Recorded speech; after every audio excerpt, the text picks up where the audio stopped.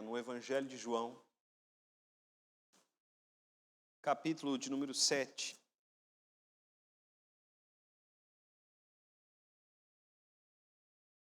Evangelho de João, capítulo de número 7.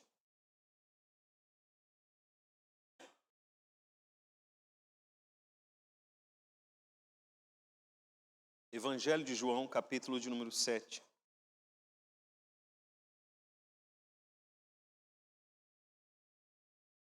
Evangelho de João, capítulo de número 7. Nós vamos ler, meus irmãos, os versos 37, 38 e 39. João, capítulo 7, versículos 37, 38 e 39. Diz assim a palavra do Senhor.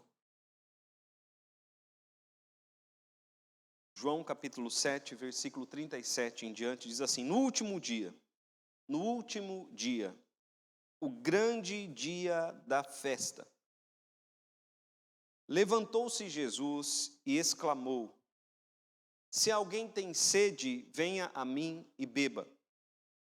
Quem crer em mim, como diz a Escritura, do seu interior fluirão rios de água viva. Isto ele disse com respeito ao Espírito, que haviam de receber os que nele crescem, pois o Espírito até aquele momento não fora dado, porque Jesus não havia sido ainda glorificado.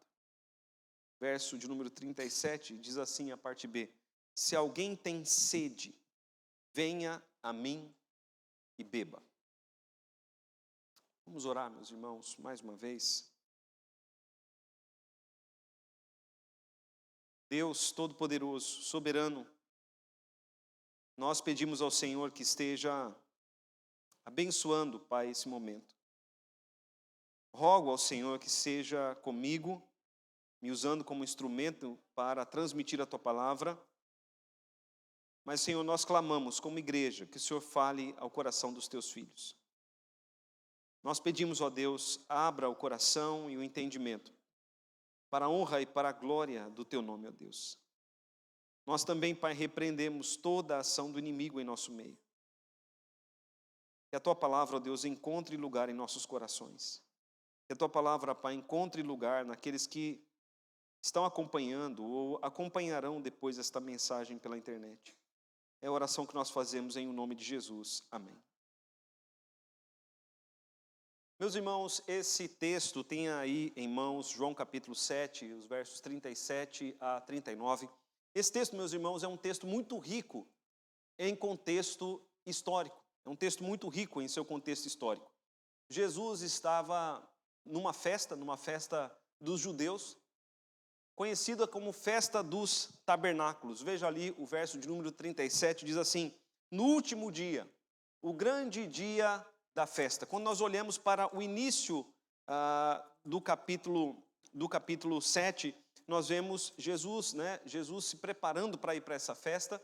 Essa festa, meus irmãos, era a festa dos tabernáculos, uma festa que durava 7 dias. Então era um tempo bom de festa. O povo judeu era um povo que gostava de festa. E esta festa, meus irmãos, era uma festa que durava 7 dias. Alguns teólogos dizem que foi acrescentado à festa um 8º dia, onde no final eles faziam uma assembleia, um grande momento ali, um momento especial. O certo, meus irmãos, é que nesta festa dos tabernáculos, eles relembravam o tempo da peregrinação no deserto. Eles relembravam o tempo que eles passaram no deserto, foram 40 anos de deserto, e eles relembravam também como Deus os sustentou naquele tempo, naqueles 40 anos.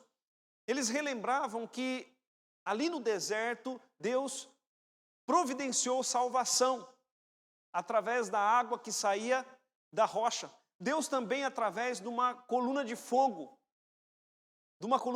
guiou o povo ali no deserto. Então eles relembravam isso nessa festa. Era uma grande festa em Jerusalém. Uma festa que era recheada de rituais. Entre esses rituais, meus irmãos, imagine, eles habitavam em tendas para lembrar o tempo da peregrinação. Eu fico imaginando que as crianças deveriam adorar isso. Ir para Jerusalém e passar ali 7 dias em tendas. 7 dias em tendas. Deveria ser um tempo muito gostoso dos pais com os filhos. Também nesses 7 dias de festa dos tabernáculos, eram oferecidos sacrifícios diários. Oferecidos sacrifícios diários.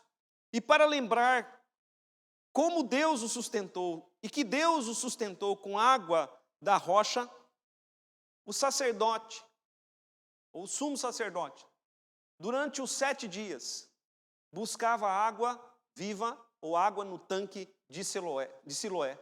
O sacerdote ia com um jarro de ouro, até o tanque de Siloé, enchia esse jarro de água, e em uma procissão eles voltavam ao templo, no lugar onde eram oferecidos os sacrifícios, e no altar de holocaustos, eles então derramavam aquela água.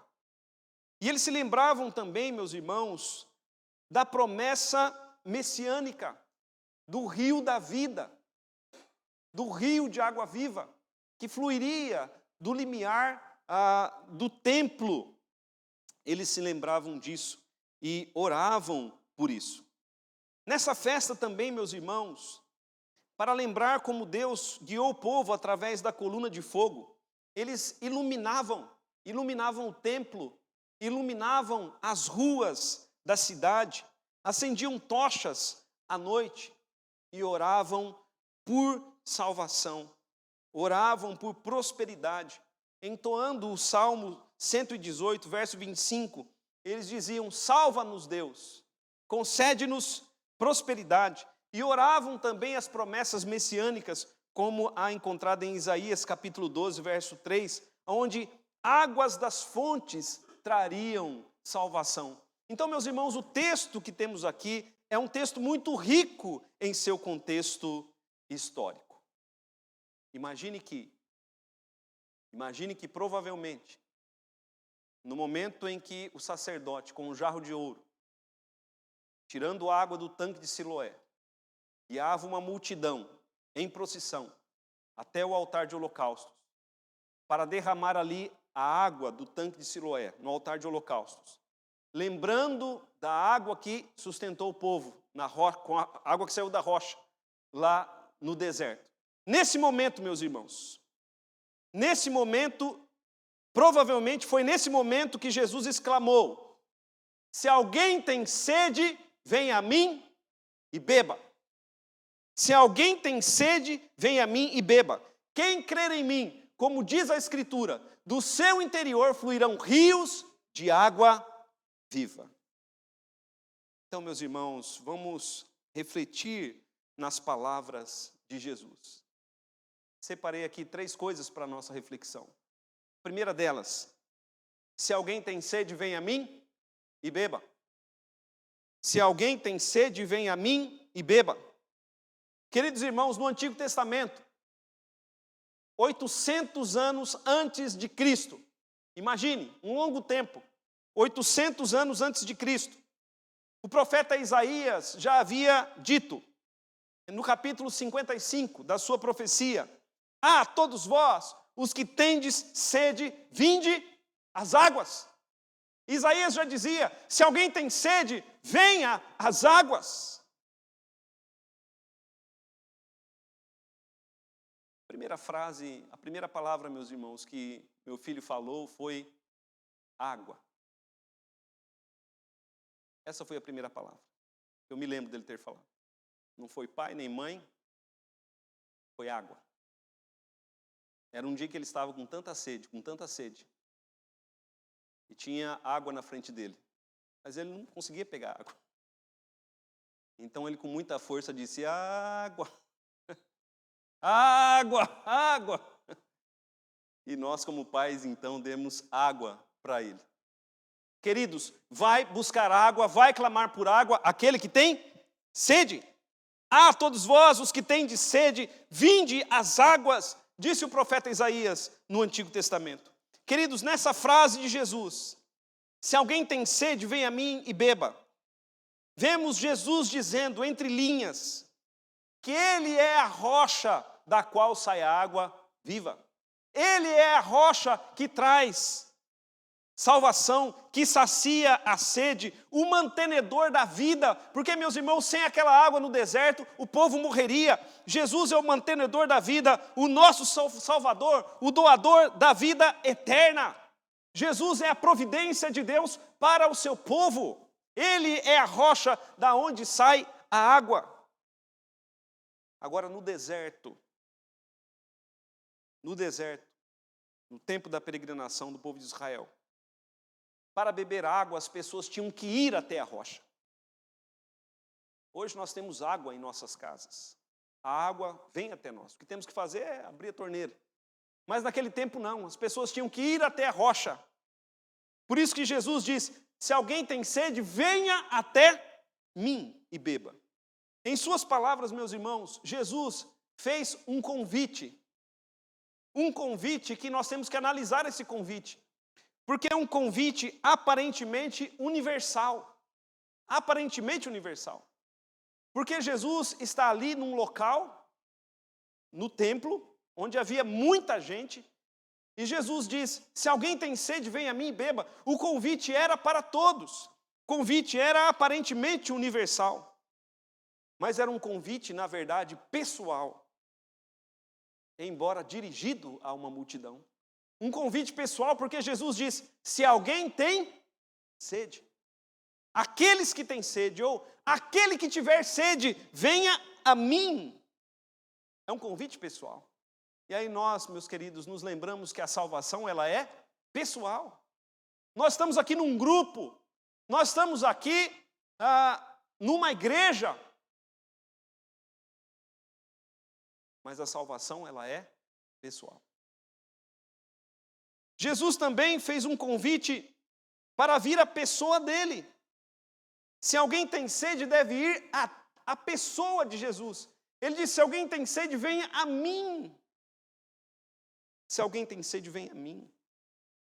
O apóstolo Paulo, 1 Coríntios capítulo 10, verso 4, diz que Cristo é a rocha. Ele é a pedra da qual sai a água viva para a salvação do povo de Deus. Esse convite de Cristo é um convite para beber da água que somente Ele pode dar. Não há outro neste mundo que pode nos dar desta água. Este, meus irmãos, é um convite, embora feito a muitos, embora aparentemente um convite universal, e é um convite universal, mas é um convite, reparem, um convite que será atendido, um convite que será atendido, um convite que será respondido somente por aqueles que têm sede. Sede, meus irmãos. Temos sede? Jesus disse, se alguém tem sede, venha a mim. Porque quem não tem sede não virá. Sede do quê, queridos? Sede de água. Não de água, mas de uma nova vida transformada. Sede de vida eterna. Amém, queridos? Veja aqui, no Evangelho de João, Jesus já falou da água várias vezes. Nós vemos no Evangelho de João que o primeiro milagre de Cristo foi transformar água em vinho. Na conversa que Jesus tem com Nicodemos, onde no seu contexto está o famoso versículo, João 3,16, porque Deus amou o mundo de tal maneira que deu o seu Filho unigênito para que todo aquele que nele crê não pereça, mas tenha vida eterna. Ali naquele contexto, esse versículo aparece num contexto onde Jesus tem a conversa com um homem chamado Nicodemos. E o que Jesus disse para aquele homem? Que era preciso nascer da água e do Espírito. Que era preciso nascer de novo para entrar no reino de Deus. E em João capítulo 4, novamente nos é falado a respeito da água. Jesus em uma conversa com uma mulher samaritana, uma mulher pecadora, Jesus disse àquela mulher que ele tinha uma água a lhe oferecer. E que se ela bebesse daquela água, ela nunca mais teria sede. E aqui agora, Jesus, em Jerusalém, está oferecendo água a um novo grupo. Mas quem vai até Cristo? Quem irá até Cristo para beber dessa água? Somente aquele que tem sede. Somente aquele que tem sede. Meus irmãos, quem tem sede vai a Jesus. Como é que está a sua vida? Sua vida está arrebentada? O diabo, ele vem para matar, roubar e destruir. Jesus vem para dar vida e vida em abundância. Você está satisfeito com a sua vida? Há pessoas que convivem com o pecado. Há satisfação nisso? Não, aqueles que estão sedentos por deixar a vida de pecado e viver uma nova vida, uma vida de santidade, estes vão a Cristo porque eles têm sede.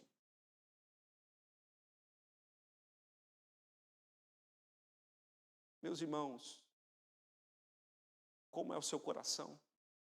Como são os seus pensamentos? Como é a sua vida comum do lar? Precisa de transformação? Quem tem sede, vem a Cristo. Quem não tem sede, quem está satisfeito, permanece como está.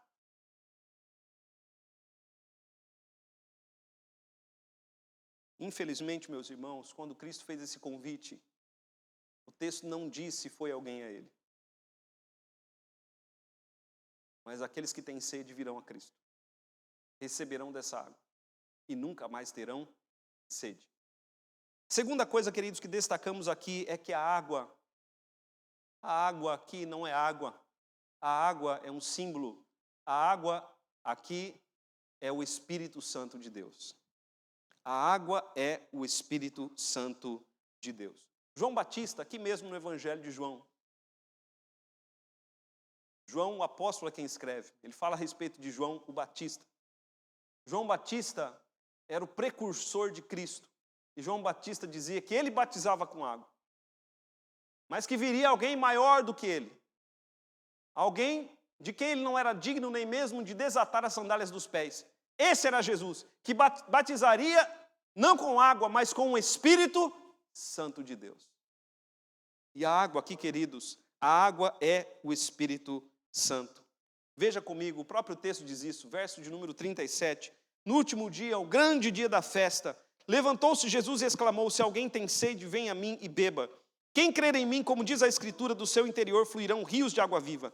Isso ele disse com respeito ao Espírito. Isso ele disse com respeito ao Espírito, que haviam de receber, veja, que haviam de receber os que nele crescem, pois o Espírito até aquele momento não fora dado, porque Jesus não havia sido ainda glorificado.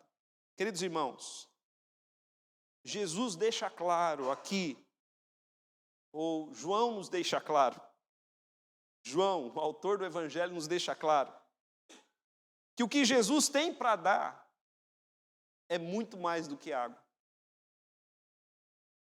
Muito mais do que água de beber. Jesus dará o Espírito Santo àqueles que vierem a Ele com sede. Amém, queridos? O Espírito Santo. O que significa receber o Espírito Santo?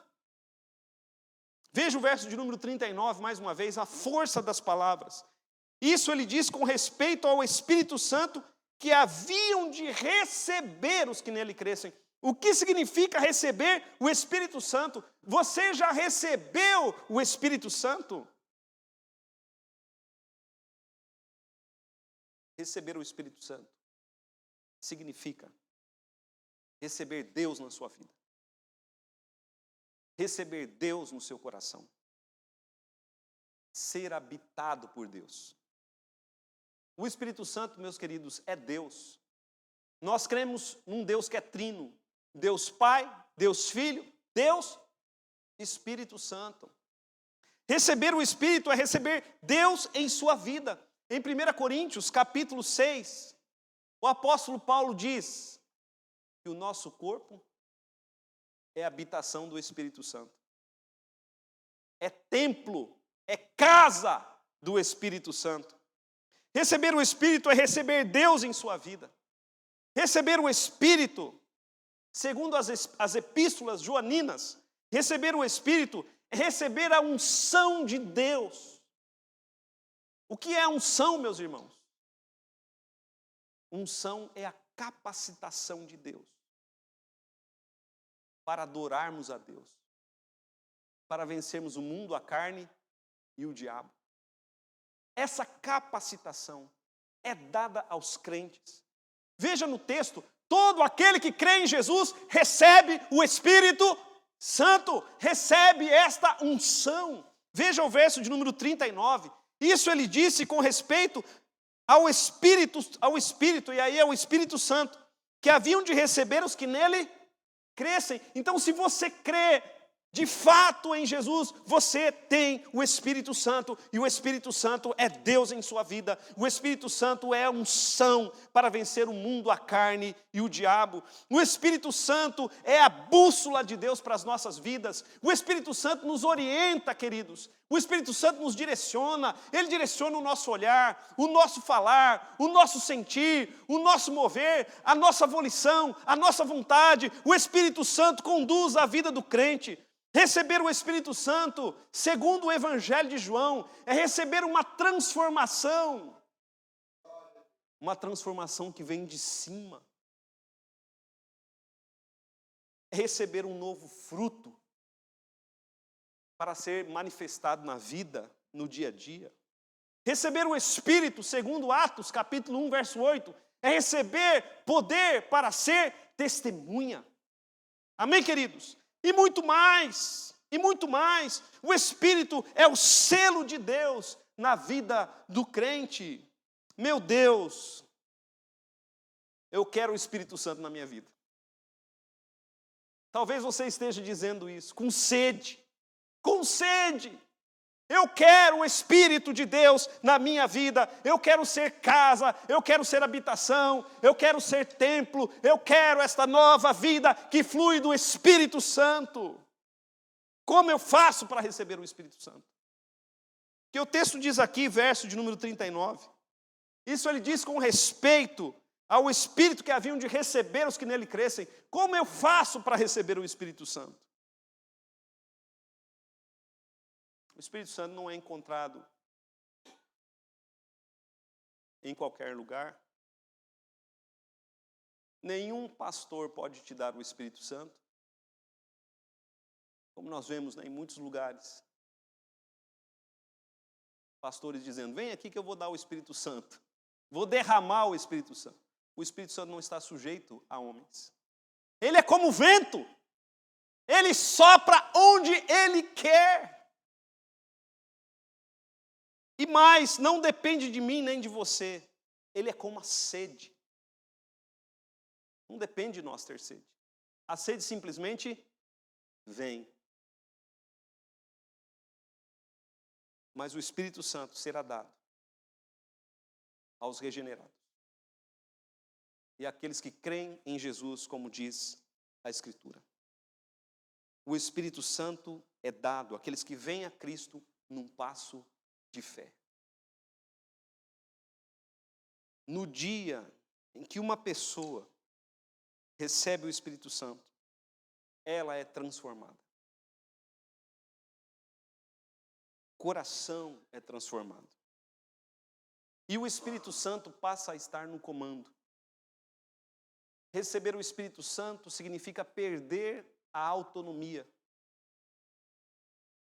Uma vez que o Espírito Santo, alguém recebe o Espírito Santo, aquele que recebeu o Espírito Santo não é mais dono de si, não comanda mais a sua vida. Você comanda a sua vida enquanto você é vazio. Uma casa vazia. Você acha que comanda a sua vida, porque ninguém é vazio.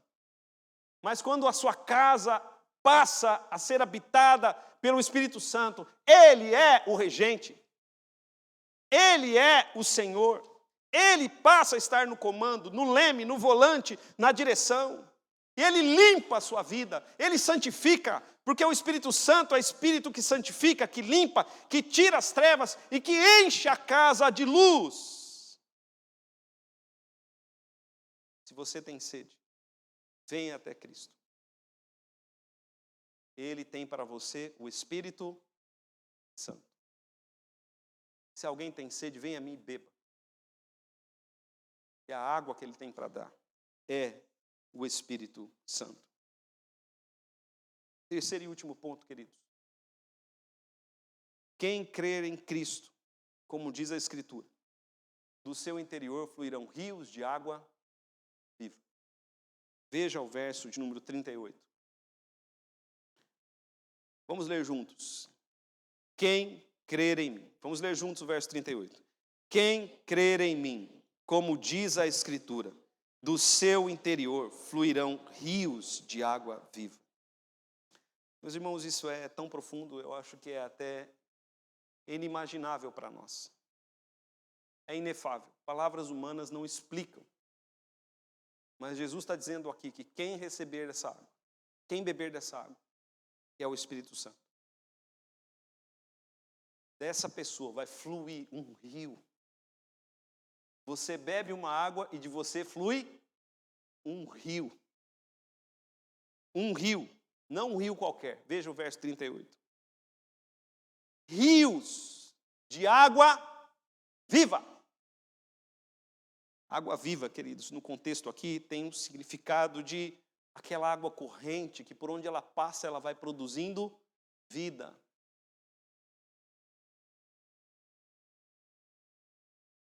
Meus irmãos, como nós dissemos na introdução, os judeus esperavam a era messiânica. Os judeus esperavam o Messias. Alguns deles esperam até hoje. Mas uma grande parte deles já crê em Cristo. E crê em Cristo desde os dias dos apóstolos. Sempre houve uma igreja em Jerusalém, desde os dias dos apóstolos.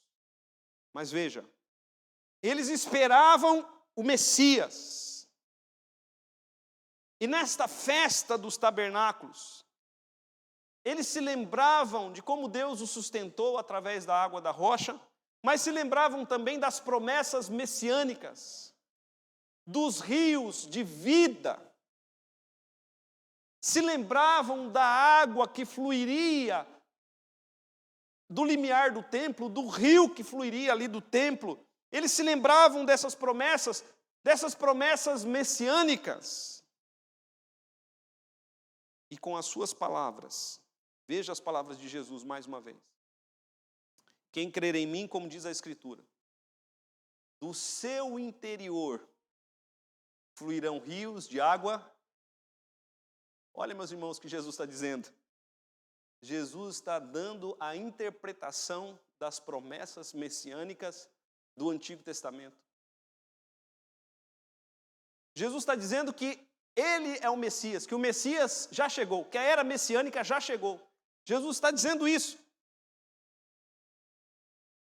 Jesus está dizendo que o templo do Espírito Santo, a habitação de Deus, não é o templo de Jerusalém, mas é o povo de Deus, a igreja. Amém, queridos? Onde está o templo? O templo está aqui. O templo sou eu. O templo é você. Nós somos o templo. Nós somos a habitação do Espírito Santo. Nós somos a casa de Deus. Amém, queridos? E o que a promessa do Antigo Testamento dizia? O profeta Ezequiel. Que do templo fluiria. Não é o que Jesus está dizendo? Jesus está dizendo que de você vai fluir o rio, porque você é o verdadeiro templo. Jesus está dando uma nova interpretação às profecias de Ezequiel. Jesus está dizendo que nós somos o templo, e de nós vai fluir esse rio, que vai transformar o mundo. Amém, queridos? Quando Jesus falou essas breves palavras, breves mais profundas, o Espírito Santo ainda não tinha sido dado. É o que está escrito no verso 39. Isto ele diz com respeito ao Espírito que haviam de receber os que nele crescem, pois o Espírito até aquele momento não fora dado, porque Jesus não havia sido ainda glorificado. Mas em Atos capítulo 2, meus irmãos, em Atos capítulo 2, nós vemos o derramamento do Espírito. Jesus, ele ressuscitou ao terceiro dia, subiu aos céus, foi glorificado. E quando Jesus foi glorificado, diz a Escritura que ele derramou o Espírito Santo sobre aqueles que estavam ali em Jerusalém. E de Jerusalém o rio fluiu. No dia em que Jesus proferiu essas palavras, se alguém tem sede, venha a mim e beba. O texto nos faz entender que ninguém foi até Jesus. Mas quando Pedro falou, lá em Atos 2, invoquem o nome do Senhor e vocês serão salvos. 3.000 pessoas foram até Cristo e se renderam a Cristo. Se vocês crerem em mim, como diz a Escritura, do seu interior fluirão rios de água viva. A água que Cristo nos dá é água que para nós repartirmos. E repartimos em abundância. Porque dos crentes flui o Espírito Santo para outras pessoas. Levando transformação, levando nova vida, levando regeneração. Amém, queridos? Algumas aplicações. Se alguém tem sede, se você está sedento, venha a Cristo. Ele dará a você o Espírito Santo. Se você crê em Jesus, como diz a Escritura, e a Escritura diz que Ele é o único Senhor e Salvador. A Escritura diz que Ele é o único que pode nos justificar, o único que pode nos levar até o Pai. Se você crê em Jesus, como diz a Escritura, do seu interior. Veja, não é do pastor, do interior do pastor apenas, nem dos presbíteros, nem da liderança, mas do seu interior. Fluirão rios de água viva. Deus quer usar sua vida para trazer grande transformação. Aonde há um deserto sem vida, o crente chega trazendo rio de água viva. E ali, queridos, acontece transformação. Porque o Espírito Santo está em mim, o Espírito Santo está em você. Deus habita em mim, Ele habita em você. A unção de Deus que está em mim está igualmente em você. Está igualmente em você. Engraçado, queridos, que a Bíblia termina com este apelo. Abra lá em Apocalipse, capítulo de número 22. Jesus fez o apelo. Se alguém tem sede, venha a mim e beba. E a Escritura se encerra com este apelo. Apocalipse, capítulo 22, verso 17, diz assim. Apocalipse, capítulo 22, verso 17, diz assim. O Espírito e a noiva dizem vem. Aquele que ouve, diga vem. E aquele que tem sede, venha. E quem quiser, receba de graça da água da vida. O apelo continua. Feche os teus olhos.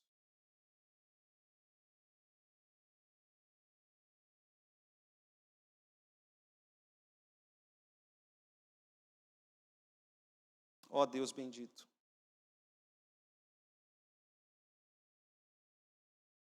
Dá-nos sede, Senhor. Dá-nos sede. Porque sem sede ninguém virá ao Senhor. Mas, Senhor, dá-nos sede de uma nova vida. Faz-nos ter nojo, ó Deus, desta água do mundo, esta água podre, esta água, Senhor, envenenada, esta água, Senhor, que leva à perdição eterna e à morte, esta água morta, ó Deus, da qual muitos têm bebido e têm procurado nesta água satisfação. Nós clamamos ao Senhor, abre os nossos olhos para que vejamos e faz-nos ter sede da água que Cristo tem para dar, a água viva. Senhor, dá-nos o Espírito Santo. Nós queremos não mais controlar a nossa vida, mas queremos ser controlados pelo Espírito. Queremos ser guiados pelo Espírito. Queremos ser habitados pelo Espírito. Ó Deus amado, e queremos ser instrumentos em Tuas mãos. Que o rio de água viva flua de nós, levando transformação a tantos e tantos que precisam ser transformados. Ó Deus amado, que esta seja a nossa sede, sermos Teus e sermos instrumentos Teus. É a oração que fazemos em nome de Jesus. Amém. Glória a Deus. Quero convidá-los, queridos, a abrir as Escrituras em Mateus capítulo 26. Quero chamar os presbíteros à Santa Mesa. Você que é evangélico, você que já foi batizado, está em pleno